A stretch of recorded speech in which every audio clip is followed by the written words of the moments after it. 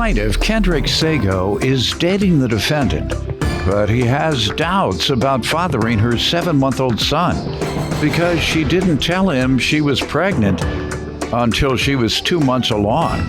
Therefore, Kendrick petitioned the court for a paternity test. Defendant Rosalind Heath says she wasn't keeping any information from Kendrick. She just didn't find out about the baby until she was 2 months pregnant. But she insists Kendrick is the father. All rise. This court is now in session. The Honorable Judge Greg Mathis presiding. You may now be seated. And we're here to determine, Mr. Sago, whether you're the father of, what's your son's name? Kendrick Sago Jr. All right. Whether you're the father of Junior, who bears Yes, his sir. name. How old is the child? 7 months. Okay, give me some history. On your relationship first, when did you all start and how have things gone since the relationship began?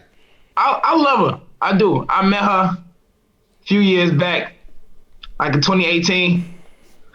And y'all still together? actually we met like walking down the street. Yeah, we still together. Who would you had that naked woman walk across in the back? You about to lose your woman. Looking right at the woman.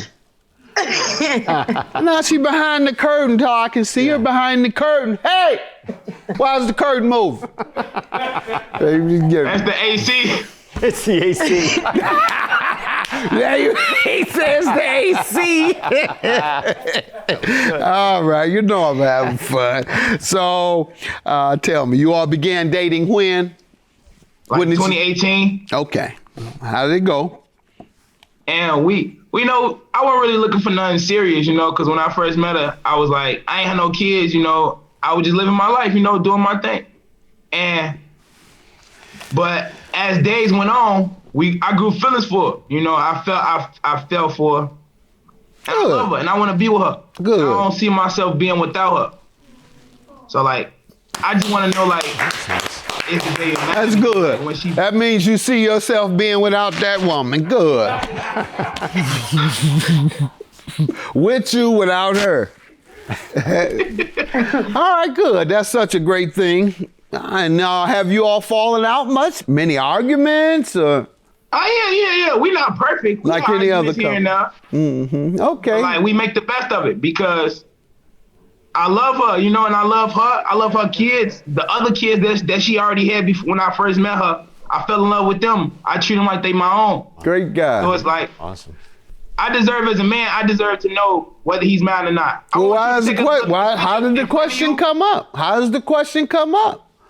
It came up, but she was 2 months pregnant when she told me. And when she told me, she wouldn't look me in my eyes. And she know me, I'm big on eye contact. Yeah. And that's how I know you understand me, when you looking at me.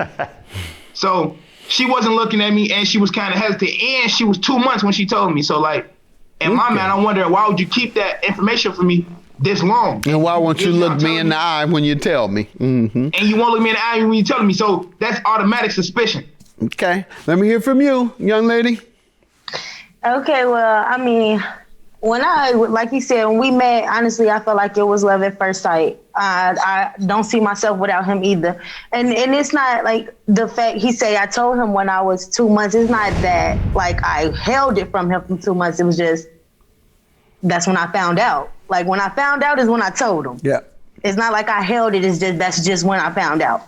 I was nervous, like he said. He didn't want nothing serious, and neither did I, because I was already, just fresh out of a relationship, and I had my other 2 boys. I wasn't really ready to introduce them to a new person and all that. So it wasn't the fact that I wasn't being truthful with him or holding something from him. It was just, that's just how it came out. Yeah, you knew it was premature. And that's what I felt. What you described is exactly what I was thinking. I thought that was perhaps the reason. One, men are too ignorant about women's bodies and what they go through in the pregnancy stages.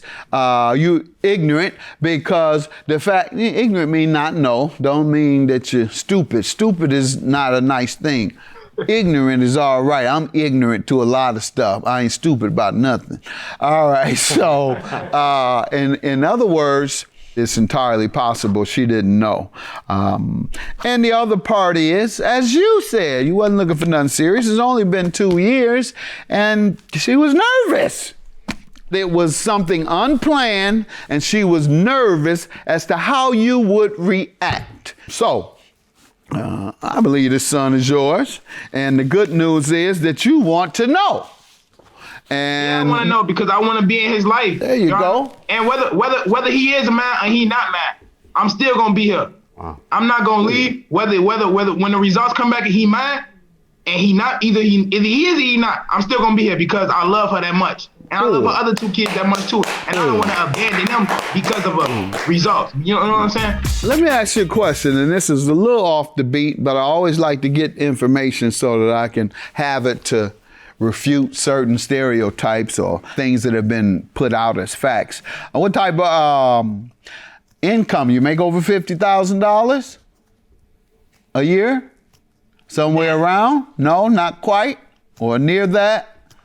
25. All right, that's good to hear, because to be so committed to your family and to a woman is an admirable thing, because a lot of folks think that if your income is too low to keep your family living a lifestyle that you want them to, that they leave. I'm always glad to see that even if you have to struggle, you don't have to struggle as much as, what's my man name on the Good Times? Oh, James. You don't have to struggle as much as James from Good Times, because you have a job. But he's the best example of a man who was frustrated all the time because he had no real income for his family. It's low income. He was frustrated. Many men are frustrated. Unfortunately, some go and they turn to drugs, and the drugs take them out of the house, but they're trying to take the drugs to feel better about their condition because they're tired of their woman fuss. She don't fuss at you about money, does she? Oh, no. She don't fuss. Thank God. Yeah, give him a break on that. That's maybe every month. Baby, you been job hunting? Do it like that. It don't come down, because that runs them away. Oh man, so my woman coming down on me. My son looking at me why I can't get no Jordans like the other kids at school. Oh, then man, let me escape this. You got a rock? Yeah. Escape it. Make them feel better. Because they're trying to escape the pain of poverty. And that's what we see all over the country. When you see poor neighborhoods and they have crime and they have failed schools and they're overwhelmed with drugs because of those things I just said, failed education, lack of livable wages, it leaves people poor. And when you're poor, you try to escape that mindset. You go out and buy you some fake Gucci and play like it's real. So people can look, you can feel good, the people looking at you, they got some Gucci. Pay $10 for it, but you feel better. That's what y'all do. We go and get us a rock to feel better, or some opioid, or some good weed. What you do to feel better? I work out. There you go. That was great. Yeah, you too perfect. Ain't nobody listening to you, man. You get on that. Ain't nobody listening to you. You ain't nobody that perfect. Go on. That is your child. So stop this mess. Have a good day. That is your child. God bless y'all. You work out.